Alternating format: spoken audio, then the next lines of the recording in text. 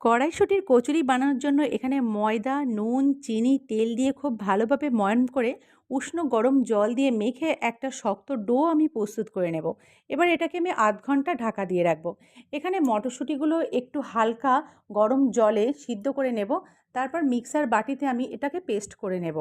এবার কড়াইয়ের মধ্যে রিফাইন তেল, হিং, কালো জিরে, আদা, কাঁচা লঙ্কা আর জিরের একটা পেস্ট দিয়ে কড়াইশুঁটিগুলো দিয়ে নুন আর চিনি দিয়ে খুব ভালোভাবে মিশিয়ে একটা শক্ত মণ্ড আমি প্রস্তুত করে নেব।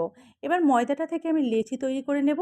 এবার এগুলোকে আমি হাত দিয়ে গোল গোল করে এগুলোকে আমি একটা খিলি তৈরি করব। এবার এই খিলির মধ্যে আমি মটরশুঁটির পুরটাকে ভরে দেব।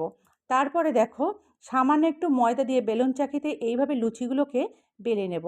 তারপরে কড়াইতে তেল দিয়ে তেলটা গরম করে সেগুলোকে ভাজা করে নিলেই কিন্তু কড়াইশুঁটির কচুরি প্রস্তুত হয়ে যাবে।